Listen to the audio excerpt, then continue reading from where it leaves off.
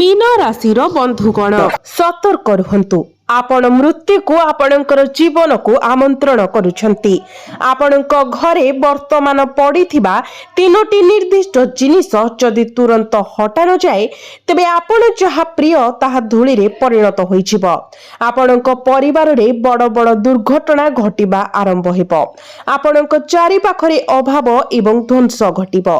आपण आपणकर प्रतिदिनर खाद्य पाई मध्य लोभी होई रहिबे, कारण आपणकर निजर किछि भूल जोगु आपणकर समग्र परिवार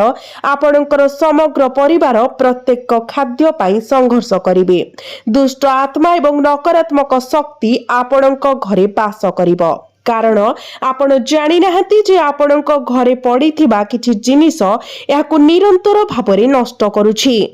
आपणक खुशी, आपणक मुहर हस, आपणकर वृत्तिगत उन्नति एवं आपणकर धन एवं संपत्ति को मध्य ग्रास करूछि। एही जिनिस गुडीक आपणक पाखरे थिबा सब किछि को क्रमागत भाबरे नष्ट करूछि। आपण मध्य निश्चित भाबरे लक्ष्य करिसंती जे गत किछि वर्ष धरि आपणक जीवन रे समस्या गोटिए परि गोटिए बढ़ी चली।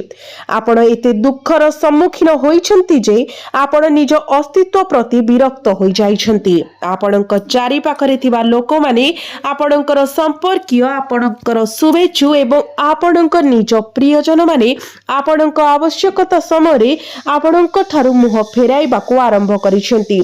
आपणक चारि पाखरे थिबा अन्य समस्ते जीवन रे आगकू बढ़ी सफलता हासिल करुथिबा बेले आपण निरंतर पछरे पड़ी जाउथिबा परि मने हेउछि। आपणक पाखरे थिबा जिनिस गुडीक मध्य एबे आपणक हातरू खसी जाइछि। शेषरे आपणक सहित एपरि काहेकि घटुछि? कारण तेबे लक्ष्मी आपणक उपरे असंतुष्ट। भगवान शनि मध्य तांकर आशीर्वाद को रोकी देउछंती। राहु आपणक ठारू विच्छिन्न।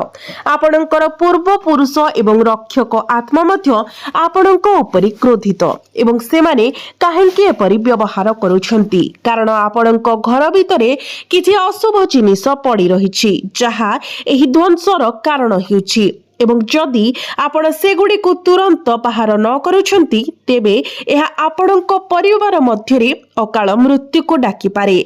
घरोई कलह एवं अशांति अनिवार्य, किंतु एहा सहित गुरुतर दुर्भाग्य एवं गभीर दुखद घटना मध्य घटिबो। तेणु बंधुगण, जदि आपण प्रकृत ज्ञानी व्यक्ति हटंती नु आपणकू एही वीडियो को आरंभରୁ शेष पर्यंत देखिबा पाई अनुरोध करूछि। कारण जानतरे हेउ अथवा अजाणतरे तुमे तुमर घर भितरे किछि जिनिस रखिछ जहा एहाकू स्थिर भाबरे एक जीवंत नरकरे परिणत करूछि। आजिर एही वीडियो रे मु एही जिनिस गुडीकर प्रकृति प्रकाश करिबी। वर्तमान तुम घर भितरे पड़िथिबा जिनिस गुडीक जहा तुमर घरई खुशी को भीतर बाहर को गुप्त भाबरे ग्रास करूछि। जदि तुमे आज एही जिनिस गुडीक तुमर घरु बाहर करबाकू संकल्प कर तेबे निश्चित रुह परदिन सकाळरू आरंभ करी खुशी तुम जीवन रे फेरी आसीबा आरंभ करिवो। वर्ष वर्ष धरी अटकी रहितिबा प्रगति पुणी थरे आरंभ हेबो। तुम मुहरे हस फेरी आसीबो। तुमर परिवार आनंद रे परिपूर्ण होइजिबो। तुमे प्रत्येक प्रयास रे सफलता पाइबा आरंभ करिवो। शेषरे तुमे तुमर कठिन परिश्रमर फल पाइबो। ए पर्यंत तुम जीवन रे कौन घटुछि? तुमे कौन दिन राति परिश्रम करुना? तुमे कौन रक्त झाल एवं लुह बुहाउना? तुमे तुमर जीवनर प्रत्येक परिमाणर शक्ति एही आशारे व्यवहार करिछ जे तुमर संघर्ष शेष हेबो एवं तुमे शेषरे जहा पाइबार योग्य ताहा पाइबो। आपणक चारि पाखरे देखंतु, आपणकर परिचित, संपर्कीय, बंधु एवं पड़ोसी समस्ते प्रगति करुथिबा परि मने हुए। जेतेबेले आपण सेमानंकु निरीक्षण करंती सेतेबेले आपण निजको इच्छा करंती जदि मो जीवन एते खुशी रे परिपूर्ण होइथांता, जदि मु एते धन रोजगार करि पारिथांती तेबे केते भलो होइथांता। तथापि सेही लोक माने प्रायतः आपणक अपेक्षा बहुत कम परिश्रम करंती। सेमाने प्रकृतरे एपरि भाग्यर योग्य मध्य नुहंती। सेमाने प्रायतः अत्यंत नकारात्मक कार्य रे लिप्त रुहंती एवं तथापि सेमानंकर जीवन प्रचुर परिमाण रे परिपूर्ण रहिथाय। ईश्वर सेमानंकर प्रार्थनार तुरंत उत्तर दियंती जेतेबेले से आपणक कथा को बधिर कान करि दियंती। एहा काहेकि घटुछि? एकमात्र कारण हेउछि जे आपणक घर एक पवित्र स्थान हेबा बंद होई जाइछि, बरं एहा नकारात्मक शक्ति पाई एक प्रजनन भूमि पालटिछि। एसबु एथिरे पड़िथिबा किछि जिनिस जोगु जहा आपणकर बासस्थान को सक्रिय भाबरे नकारात्मकतार केंद्र रे परिणत करूछि। आपण निजे संकेत गुडी को पर्यवेक्षण करि पारिबे। मु आपणको किछि सुचाई देउछि।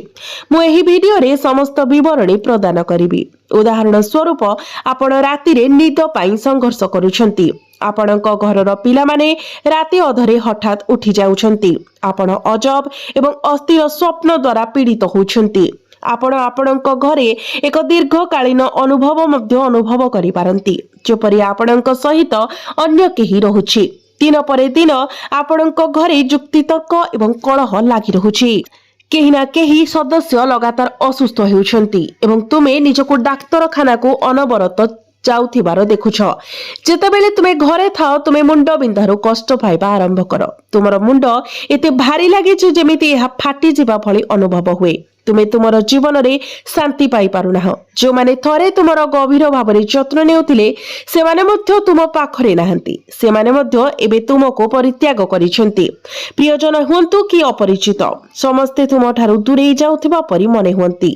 जदि तुमे एसबु अनुभव करूछ तेबे बंधुगण एहा निश्चित जे तुमर घरे किछि निर्दिष्ट जिनिस पड़ी रहिछि जहा तुम जीवन रे मृत्यु को प्रभावशाली भावरे निमंत्रण करूछि। तथापि आज मु तुमको समस्त आवश्यक सूचना प्रदान करिबि। मोर केवल गोटे छोट अनुरोध अछि।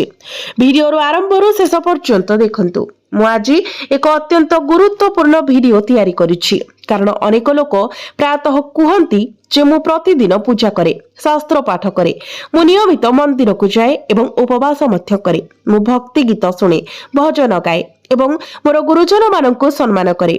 तेबे एसबु सत्वे मो जीवन रे किछि ठीक हेउ नाही काहेकि यह अनुभव हुए जेपरि भगवान मोर प्रार्थना सुनंती नाही। मोर जीवन समस्या, ऋण, दुख, कष्ट एवं रोग रे जर्जरित रहिछि। बंधुगण यार एकमात्र कारण हेउछि जे वर्तमान आपणक घरे थिबा जिनिस गुडिक अशुभ। आपणक बासस्थान मध्य रे किछि निर्दिष्ट जिनिस अछि जहा आपणको संपूर्ण भाबरे बांधी रखिछि, आपणको बंदी करी रखिछि। तेणु मु आज आपणको एही जिनिस गुडिक विषय कहिबाकू चाहे। मु संपूर्ण निश्चिततार सहित ग्यारंटी देई पारे जे जेउ जिनिस गुडिक विषय मु उल्लेख करूछि ता प्रकृत रे आपणक घर भितरे केउठी ना केउठी पड़ी रही एवं लक्ष्मींकर दिव्य उपस्थिति को दूर करिथाए। समृद्धिर आत्मा असंतुष्ट होई जाए एवं देवी अन्नपूर्णा मध्य घर प्रस्थान करती। शेष परिणाम हेउछि जे असुस्थता परिवार को आक्रमण करे। असुस्थता मूल धरी थाए। धीरे धीरे वृद्धि पाउथिबा ऋण, निरंतर कलह एवं विवाद, शेषरे समग्र वंश परिवार वंश नष्ट हेबाकू आरंभ करे। कारण थरे तुमर आचरण द्वारा क्रोधित होई तुमर वंशर रक्षक देवता माने तुमर घर परित्याग कले ताहार भयंकर परिणाम कल्पना करि पारिबे। एपरि परिस्थिति रे तुमर वंशर विनाश अनिवार्य। केतेबेले एपरि हुए जे आमर कुल देवता आम वंशर रक्षक देवता केवल आम घर परित्याग करी चली जाई पारंती नाही, कारण एहा सेमानंकर प्राथमिक वासस्थान। मु आउ एक उदाहरण देउछि। आपणक घरर रक्षक देवता माने सर्वदा आपणक घर मध्यरे वास करंती।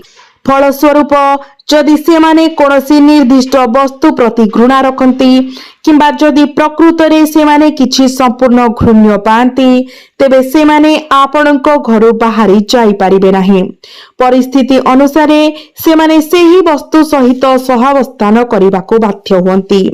कल्पना करंतु एक मुहूर्त पई आपणकू किछि दुर्गंध युक्त जिनिस सहित आपणक निज घरे रहिबाकू कुहा जाईछि किंबा आपण गभीर भाबरे अप्रीतिकर मने करुथिबा कोनोसी वस्तु सहित ଆପଣ ନିଃସନ୍ଦେହରେ କ୍ରୋଧର ଉଷ୍ମତା ଅନୁଭବ କରିବେ ଏବଂ ଆଭ୍ୟନ୍ତରୀଣ ଯନ୍ତ୍ରଣା ଏବଂ ଶ୍ୱାସରୋଧର ଗଭୀର ଭାବନା ଅନୁଭବ କରିବେ। ଠିକ୍ ସେହିପରି ଘଟଣା ଆପଣଙ୍କ ପରିବାର ଦେବତାମାନଙ୍କ ସହିତ ଘଟେ। ସେମାନଙ୍କୁ ଆପଣଙ୍କ ଘର ମଧ୍ୟରେ ରହିବାକୁ ବାଧ୍ୟ କରାଯାଏ ଏବଂ ଏପରି ବସ୍ତୁର ଉପସ୍ଥିତି ସେମାନଙ୍କ ଉପରେ ପ୍ରଭାବ ପକାଏ। ଏହା ସେମାନଙ୍କର ତୀବ୍ର କ୍ରୋଧକୁ ଉତ୍ତେଜିତ କରେ। ଏକ କ୍ରୋଧ ଏତେ ଶକ୍ତିଶାଳୀ ଯେ ଏହା ଶେଷରେ ଆପଣଙ୍କର ସମଗ୍ର ବଂଶର ବିନାଶ କରିଦେଇଥାଏ। ଫଳସ୍ୱରୂପ ଦୁର୍ଘଟଣା ଏବଂ ଦୁର୍ଭାଗ୍ୟ ଆପଣଙ୍କର ପରିବାରକୁ ଚିନ୍ତାଜନକ ବାରମ୍ବାରତା ସହିତ କଷ୍ଟ ଦେବା ଆରମ୍ଭ କରେ। ଜଣେ ବ୍ୟକ୍ତି ଦୁର୍ଘଟଣାର ଶିକାର ହୋଇପାରେ, ଯେତେବେଳେ ଅନ୍ୟ ଜଣେ ଅକାଳ ମୃତ୍ୟୁର ସମ୍ମୁଖୀନ ମଧ୍ୟ ହୋଇପାରନ୍ତି। ତେଣୁ ଆପଣଙ୍କ ଘରୁ କିଛି ଜିନିଷ ସଫା କରିବା ସମ୍ପୂର୍ଣ୍ଣ ଜରୁରୀ। ଏହା ବ୍ୟତୀତ ଆପଣଙ୍କର ବାସସ୍ଥାନରେ କଣ ରଖିବା ଉଚିତ ଏବଂ କଣ ରଖିବା ଉଚିତ ନୁହେଁ ସେ ବିଷୟରେ ବିବେଚନା କରିବା ମଧ୍ୟ ସମାନ ଭାବରେ ଗୁରୁତ୍ୱପୂର୍ଣ୍ଣ। ଆଜିର ଭିଡିଓରେ ମୁଁ ଆପଣଙ୍କୁ ଏପରି ସମସ୍ତ ଜିନିଷ ବିଷୟରେ ବୁଝାଇବି। ମୁଁ ଆପଣଙ୍କୁ ଆବଶ୍ୟକୀୟ ପ୍ରାସଙ୍ଗିକ ପୃଷ୍ଠଭୂମି ପ୍ରଦାନ କରିସାରିଛି। ଆସନ୍ତୁ ଆମେ ବର୍ତ୍ତମାନ ନିର୍ଦ୍ଦିଷ୍ଟ ଜିନିଷ ଗୁଡ଼ିକ ପ୍ରତି ଧ୍ୟାନ ଦେବା।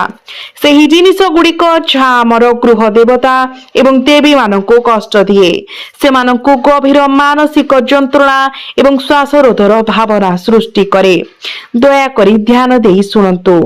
ନିଶ୍ଚିତ କରିବାକୁ ଚେଷ୍ଟା କରନ୍ତୁ ଯେ ମଇଳା ପୋଷାକ, ବିଶେଷ କରି ପିନ୍ଧିଥିବା ପୁରୁଣା ପୋଷାକ, କେବେ ବି ଆପଣଙ୍କ ଘରେ ନ ଧୋଇ ରଖାନଯାଏ।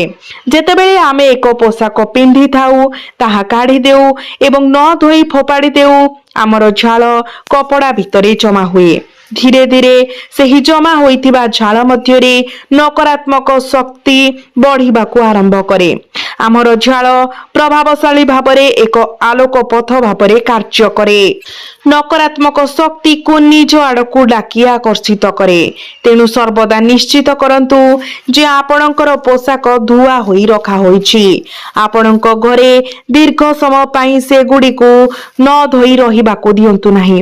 ପୋଷାକ ଜମା ହେବା ଉଚିତ ନୁହେଁ, ବରଂ ସେଗୁଡ଼ିକୁ ପ୍ରତିଦିନ ଧୋଇବା ଉଚିତ।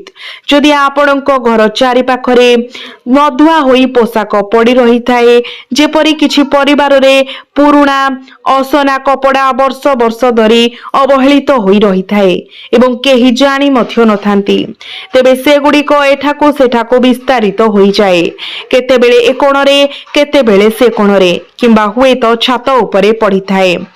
ନ ଧୁଆ ହୋଇ ମଇଳା ଏବଂ ଅସନା, ଏହାର ପରିଣାମ ସ୍ୱରୂପ ଧୀରେ ଧୀରେ ନକାରାତ୍ମକ ଶକ୍ତି ଗୁଡ଼ିକ, ବିଶେଷ କରି ମନ୍ଦ କିମ୍ବା ଅନ୍ଧକାର ଶକ୍ତି ଗୁଡ଼ିକ ଘର ଭିତରକୁ ଆକର୍ଷିତ ହେବା ଆରମ୍ଭ କରନ୍ତି। ଏବଂ ଯେତେବେଳେ ମନ୍ଦ ଶକ୍ତି ଏବଂ ନକାରାତ୍ମକ ଶକ୍ତି ଆମ ବାସସ୍ଥାନ ପ୍ରତି ଆକର୍ଷିତ ହୁଏ, ବନ୍ଧୁମାନେ, ଆମ ଘର ଭିତରେ ଥିବା ସକାରାତ୍ମକ ଶକ୍ତି ଗୁଡ଼ିକ, ଯାହାକୁ ଆମେ ଆମର ଗୃହ ଦେବତା କିମ୍ବା ଦେବୀ ଭାବରେ ପୂଜା କରୁ, ପ୍ରସ୍ଥାନ କରିବାକୁ ଆରମ୍ଭ କରନ୍ତି। କାରଣ ସେମାନେ ଏପରି ଜିନିଷ ଏବଂ ଏପରି ନକାରାତ୍ମକ ଶକ୍ତିକୁ ଘୃଣା କରନ୍ତି। କେତେକ ସମୟରେ ଏହି ପୋଷାକ ଗୁଡ଼ିକ ଦିନ ଦିନ ଧରି ସେଠାରେ ପଡ଼ି ରହିଥାଏ ଏବଂ ଯଦି କୌଣସି ଅସ୍ପଷ୍ଟ କୋଣରେ କୌଣସି ପୋଷାକ ହଜିଯାଏ, ତେବେ ଏହା ମାସ କିମ୍ବା ବର୍ଷ ବର୍ଷ ପର୍ଯ୍ୟନ୍ତ ସେଠାରେ ରହିପାରେ। ଫଳସ୍ୱରୂପ ଏହା ବିପଦଜନକ ଜିନିଷରେ ପରିଣତ ହୁଏ, କାରଣ ମାନବ ଶରୀରରୁ ବାହାରୁଥିବା ଝାଳ ଅତ୍ୟନ୍ତ ଶକ୍ତିଶାଳୀ।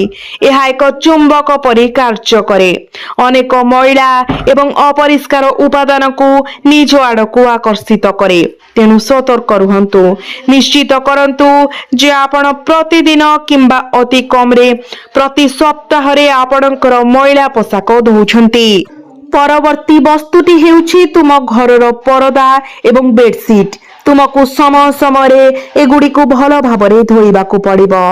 ଅନେକ ଲୋକଙ୍କର ମାସ ମାସ ଧରି ସେମାନଙ୍କର ପରଦା, ବେଡସିଟ୍ ଏବଂ ସୋଫା କଭର ଧୋଇବାକୁ ଅବହେଳା କରିବାର ଏକ ଖରାପ ଅଭ୍ୟାସ ଅଛି। ସେଗୁଡ଼ିକୁ ବ୍ୟବହାର କରି ଚାଲିଥାନ୍ତି ଯେପର୍ଯ୍ୟନ୍ତ ସେଗୁଡ଼ିକ ଦୃଶ୍ୟମାନ ଭାବରେ ମଇଳା ହୋଇଯାଏ। ତଥାପି ମୁଁ ତୁମକୁ ସତର୍କତାର ଏକ କଥା କହୁଛି। ଯେତେବେଳେ ପରଦା ଏବଂ ବେଡସିଟ୍ ଅନେକ ଦିନ ଧରି ଧୂଳି ଏବଂ ମାଟି ଜମା କରେ ଏବଂ ବିଭିନ୍ନ ପ୍ରକାରର ମଇଳା ସେମାନଙ୍କ ଭିତରେ ଜମିବାକୁ ଲାଗେ। ସେମାନେ କ୍ଷତିକାରକ ଏବଂ ନକାରାତ୍ମକ ଶକ୍ତିକୁ ଆକର୍ଷିତ କରିବାକୁ ଆରମ୍ଭ କରନ୍ତି। ତେଣୁ ଏହା ନିଶ୍ଚିତ କରିବା ଆପଣଙ୍କର ଦାୟିତ୍ୱ ଯେ ଆପଣଙ୍କ ପରଦା ସହିତ ବେଡସିଟ୍, ସୋଫା କଭର ଏବଂ କ୍ୱିଲ୍ଟ କଭର ଭଳି ଜିନିଷ ଗୁଡ଼ିକ ନିୟମିତ ଭାବରେ ଧୋଇବା। ଯଦି ପ୍ରତିଦିନ ନୁହେଁ ତେବେ ନିଶ୍ଚିତ ଭାବରେ ମାସକୁ ଅତି କମରେ ଥରେ। ମୁଁ ଆଶା କରୁଛି ତୁମେ ସ୍ପଷ୍ଟ ଭାବରେ ବୁଝି ସାରିଛ ମୁଁ କଣ କହୁଛି। ଏବେ ପରବର୍ତ୍ତୀ ବସ୍ତୁଟି ହେଉଛି ତୁମେ ପ୍ରାୟତଃ ଘରେ ଫର୍ଣ୍ଣିଚର ପାଇବ। କିଛି ଖଣ୍ଡ ଉତ୍କୃଷ୍ଟ ଅବସ୍ଥାରେ ଅଛି, ଯେତେବେଳେ ଅନ୍ୟ ଗୁଡ଼ିକ ଭଙ୍ଗା କିମ୍ବା ଚରାଚୀର୍ଣ୍ଣ। ଏହା ଏକ ସାଧାରଣ ମାନବ ପ୍ରବୃତ୍ତି। ଏହା ଏକ ସୋଫା, ଏକ ବିଛଣା କିମ୍ବା ଏକ ଟେବୁଲ ହେଉ, କୌଣସି ଜିନିଷକୁ ସମ୍ପୂର୍ଣ୍ଣ ନଷ୍ଟ ନ ହେବା ପର୍ଯ୍ୟନ୍ତ ବ୍ୟବହାର କରିବା। ତଥାପି ଏହି ଭୁଲ ଅତ୍ୟନ୍ତ ମହଙ୍ଗା ସାବ୍ୟସ୍ତ ହୋଇପାରେ, କାରଣ ଏହି ଭଙ୍ଗା ପୁରୁଣା ଫର୍ଣ୍ଣିଚର ଖଣ୍ଡଗୁଡ଼ିକ ଶେଷରେ ନକାରାତ୍ମକ ଶକ୍ତି ପାଇଁ ପାତ୍ରରେ ପରିଣତ ହୁଏ। ତୁମେ ଦେଖିବ, ଭଙ୍ଗା ଏବଂ ପୁରୁଣା ଫର୍ଣ୍ଣିଚର କିମ୍ବା ପ୍ରକୃତରେ ଘରର ଯେକୌଣସି କ୍ଷତିଗ୍ରସ୍ତ ଜିନିଷ ନକାରାତ୍ମକ ଶକ୍ତିକୁ ଆକର୍ଷିତ କରିବାରେ ସାହାଯ୍ୟ କରେ। ଏହା ବ୍ୟତୀତ ଅନେକ ଲୋକଙ୍କର ଏକ ଭଙ୍ଗା ଜିନିଷକୁ ବର୍ଷ ବର୍ଷ ଧରି କାର୍ଯ୍ୟକ୍ଷମ ରଖିବା ପାଇଁ ଅସ୍ଥାୟୀ ମରାମତି ବ୍ୟବହାର କରିବାର ଅଭ୍ୟାସ ଥାଏ। କିନ୍ତୁ ଏହା ବିଚାର କର, ଯେତେବେଳେ ତୁମେ ଘରର ଦେବତାମାନେ, ବିଶେଷ କରି ଲକ୍ଷ୍ମୀ, ସମୃଦ୍ଧିର ଦେବୀ, ଦେଖ ଯେ ତୁମେ ଅତ୍ୟାବଶ୍ୟକ ଘରୋଇ ଜିନିଷ ଭାଙ୍ଗିବା ପରେ ମଧ୍ୟ ବ୍ୟବହାର ଏବଂ ନିର୍ଭର କରି ଚାଲିଛ, ସେମାନେ ଏହି ଜିନିଷ ଗୁଡ଼ିକ ପ୍ରତି ଅସନ୍ତୁଷ୍ଟ ହୁଅନ୍ତି। ଯେତେବେଳେ କିଛି ଭାଙ୍ଗିଯାଏ, ସେହି ଭଙ୍ଗା ପଛରେ ସର୍ବଦା ଏକ କାରଣ ଥାଏ। ଉଦାହରଣ ସ୍ୱରୂପ, ତୁମ ଘରେ ଥିବା ଏକ ଟେବୁଲକୁ ବିଚାର କର। ଯଦି ଏହା କୌଣସି କାରଣରୁ ଭାଙ୍ଗିଯାଏ, ତେବେ ସେହି ଘଟଣା ପଛରେ ଏକ ନିର୍ଦ୍ଦିଷ୍ଟ କାରଣ ରହିଛି। ସେହି କାରଣ କେବଳ ଏହା ଈଶ୍ୱର କିମ୍ବା ତୁମ ଘରର ରକ୍ଷକ ଦେବତା ଆଉ ସେହି ଜିନିଷକୁ ତୁମ ଘର ମଧ୍ୟରେ ରଖିବାକୁ ଚାହାନ୍ତି ନାହିଁ। ତଥାପି ଏହା ସତ୍ତ୍ୱେ ଆପଣ କିଛି ଦିନ ପାଇଁ ଜିନିଷଟି ବ୍ୟବହାର କରିବା ପାଇଁ ଅସ୍ଥାୟୀ ମରାମତିର ବ୍ୟବହାର କରିପାରନ୍ତି। ଆପଣ ଏହା କରିବା ଉଚିତ ନୁହେଁ। ଯେତେବେଳେ ଆପଣଙ୍କ ଘରେ କୌଣସି ଜିନିଷ ଭାଙ୍ଗିଯାଏ କିମ୍ବା କ୍ଷତିଗ୍ରସ୍ତ ହୁଏ, ଆପଣଙ୍କୁ ଏହାକୁ ବୃତ୍ତିଗତ ଭାବରେ ମରାମତି କରିବା ଉଚିତ। ଏହାକୁ ସମ୍ପୂର୍ଣ୍ଣ କାର୍ଯ୍ୟକ୍ଷମ କ୍ରମରେ ପୁନଃ ସ୍ଥାପିତ କରିବା ଉଚିତ, କିମ୍ବା ଆପଣଙ୍କୁ ତୁରନ୍ତ ଆପଣଙ୍କ ଘରୁ ସେହି ଭଙ୍ଗା ଜିନିଷଟିକୁ ବାହାର କରିଦେବା ଉଚିତ, କାରଣ ଏପରି ଘଟଣା ଈଶ୍ୱରୀୟ ଇଚ୍ଛାକୁ ପ୍ରତିଫଳିତ କରେ। ଯଦି ଆପଣ ସେହି ଭଙ୍ଗା ଜିନିଷକୁ ବାରମ୍ବାର ବ୍ୟବହାର କରିବାରେ ଲାଗି ରୁହନ୍ତି, ତେବେ ଏହା ଅନିବାର୍ଯ୍ୟ ଯେ ନକାରାତ୍ମକତା ଆପଣଙ୍କ ଘରେ ପ୍ରବେଶ କରିବା ଆରମ୍ଭ କରିବ। କିଛି ଲୋକଙ୍କର ଭଙ୍ଗା କିମ୍ବା ପୁରୁଣା ଜିନିଷ ଗୁଡ଼ିକୁ ଘର ଚାରିପାଖରେ ପଡ଼ି ରଖିବାର ଅଭ୍ୟାସ ଥାଏ। ସେମାନେ ସେଗୁଡ଼ିକୁ ବିକ୍ରି କରନ୍ତି ନାହିଁ କିମ୍ବା ତ୍ୟାଗ କରନ୍ତି ନାହିଁ। ସେମାନେ ଏହି ଜିନିଷ ଗୁଡ଼ିକୁ ଘରର ଛାତ ଉପରେ, ଏକ ଷ୍ଟୋର ରୁମରେ କିମ୍ବା ଘରର ଏକ କୋଣରେ ପଡ଼ି ରଖନ୍ତି। ତଥାପି ଆପଣଙ୍କୁ ଏହି ଅଭ୍ୟାସରୁ ଦୂରେଇ ରହିବା ଉଚିତ, କାରଣ ଏହି ଭଙ୍ଗା ଏବଂ ପୁରୁଣା ଜିନିଷ ଗୁଡ଼ିକ ବହୁତ ନକାରାତ୍ମକ ଶକ୍ତି ଏବଂ ଦୁଷ୍ଟ ଶକ୍ତିକୁ ଆକର୍ଷିତ କରିଥାଏ। ଫଳସ୍ୱରୂପ ଆପଣଙ୍କ ଘରେ ଦୁର୍ଭାଗ୍ୟ ଏବଂ ବିପର୍ଯ୍ୟୟ ଆସିବା ଆରମ୍ଭ ହୋଇପାରେ। ତେଣୁ ଆପଣଙ୍କ ଘର ଭିତରେ ଭଙ୍ଗା କିମ୍ବା ପୁରୁଣା ଜିନିଷ ରଖିବାରୁ ଦୂରେଇ ରୁହନ୍ତୁ। ଏବେ ଦ୍ୱିତୀୟ କଥା ହେଉଛି, ଯଦି ଆପଣଙ୍କ ଫୋନର ସ୍କ୍ରିନ୍ ଗ୍ଲାସ୍ ଫାଟିବା ପରେ ମଧ୍ୟ ଅନେକ ଲୋକ ଦୀର୍ଘ ସମୟ ପର୍ଯ୍ୟନ୍ତ ସେମାନଙ୍କର ମୋବାଇଲ ଫୋନ ବ୍ୟବହାର କରିଚାଲନ୍ତି। ଆଜିକାଲି ଏହା ଏକ ସାଧାରଣ ଅଭ୍ୟାସରେ ପରିଣତ ହୋଇଛି। ଯଦି ମୋବାଇଲ ସ୍କ୍ରିନ୍ ସାମାନ୍ୟ ଫାଟ ସୃଷ୍ଟି କରେ, ତେବେ ଲୋକମାନେ ଏହାକୁ ବ୍ୟବହାର କରିଚାଲିଥାନ୍ତି। ତଥାପି ମୁଁ ଆପଣଙ୍କୁ ସତର୍କ କରାଇ ଦେଉଛି, ଯେତେବେଳେ ଆପଣ ଭଙ୍ଗା କାଚ ଜିନିଷ ବ୍ୟବହାର ଜାରି ରଖନ୍ତି, ଆପଣ ମୂଳତଃ ନିଜର ଭାଗ୍ୟକୁ ଭାଙ୍ଗି ଦେଉଛନ୍ତି ଏବଂ ନିଜ ହାତରେ ନିଜର ଭାଗ୍ୟକୁ ନଷ୍ଟ କରୁଛନ୍ତି। ଘରେ କେବେ ବି ଭଙ୍ଗା କାଚର ଜିନିଷ ରଖିବା ଉଚିତ ନୁହେଁ। ତାହା ଆପଣଙ୍କର ମୋବାଇଲ ଫୋନର କାଚ କଭର ହେଉ, ସ୍କ୍ରିନ୍ ହେଉ କିମ୍ବା ଭଙ୍ଗା ଟେଲିଭିଜନ ସେଟ୍ ହେଉ। କିମ୍ବା ଏକ ଭଙ୍ଗା ଘଣ୍ଟା। ଆପଣଙ୍କୁ ଏପରି ଜିନିଷ ବ୍ୟବହାର କରିବା କଡ଼ାକଡ଼ି ଭାବରେ ଏଡ଼ାଇବା ଉଚିତ। ଆପଣଙ୍କ ଘରୁ ସେଗୁଡ଼ିକୁ ବାହାର କରିବା ଅତ୍ୟନ୍ତ ଜରୁରୀ। ଯଦି ଆପଣ ଆପଣଙ୍କର ଘରେ ଭଙ୍ଗା କାଚ ଜିନିଷ ରଖିବାରେ ଲାଗି ରହନ୍ତି, ତେବେ ଏହା ନିଶ୍ଚିତ ଭାବରେ ଗୁରୁତ୍ୱପୂର୍ଣ୍ଣ ସମସ୍ୟା ଏବଂ ଅସୁବିଧାର କାରଣ ହେବ। ବନ୍ଧୁଗଣ, ଏହାର ପ୍ରତିକୂଳ ପରିଣାମ ଏତେ ଗମ୍ଭୀର ହୋଇପାରେ ଯେ ଅନେକ କ୍ଷେତ୍ରରେ ପରିବାର ସଦସ୍ୟଙ୍କ ଅକାଳ ମୃତ୍ୟୁ କିମ୍ବା ଘର ଭିତରେ ବଡ଼ ଦୁର୍ଘଟଣା ଘଟିବା ଅନିବାର୍ଯ୍ୟ ବୋଲି ବିବେଚନା କରାଯାଏ। ତେଣୁ ଆପଣଙ୍କୁ ଆପଣଙ୍କ ଘରେ କୌଣସି ସ୍ଥାନରେ ଭଙ୍ଗା କାଚ ରଖିବା ଉଚିତ ନୁହେଁ। ଏବେ ଆସନ୍ତୁ ଆମେ ଆଗକୁ ବଢିବା। ଯେପରି ଆପଣ ସମସ୍ତେ ଜାଣନ୍ତି, ଏଗୁଡ଼ିକ ଏପରି ଜିନିଷ ଯାହାର ପୁନରାବୃତ୍ତି ହେବା ଉଚିତ ନୁହେଁ। ଆପଣଙ୍କୁ ଆପଣଙ୍କ ଘରେ ଏକ ନିୟମିତ ସଫା କାର୍ଯ୍ୟସୂଚୀ ବଜାୟ ରଖିବାକୁ ପଡ଼ିବ। ଏହା ବ୍ୟତୀତ ଆପଣଙ୍କୁ ନିଶ୍ଚିତ କରିବାକୁ ପଡ଼ିବ ଯେ ଆପଣ ଘର ଭିତରେ ବୁଢିଆଣୀ ଜାଲ ଯେମିତି ସୃଷ୍ଟି ନ ହୁଏ। ବୁଢିଆଣୀ ଜାଲ ଜମା ହେବା ରୋକିବା ପାଇଁ ଆପଣଙ୍କ ଘରର କୋଣଗୁଡ଼ିକୁ ଭଲ ଭାବରେ ଏବଂ ସମୟ ସମୟରେ ସଫା କରନ୍ତୁ। ବନ୍ଧୁମାନେ, ଏହି ବୁଢିଆଣୀ ଜାଲ ଆସୁରିକ ଶକ୍ତିକୁ ଆକର୍ଷିତ କରିଥାଏ। ସେମାନେ ଧୀରେ ଧୀରେ ଘରର ମୂଳକୁ ଗ୍ରାସ କରିବାକୁ ଆରମ୍ଭ କରନ୍ତି।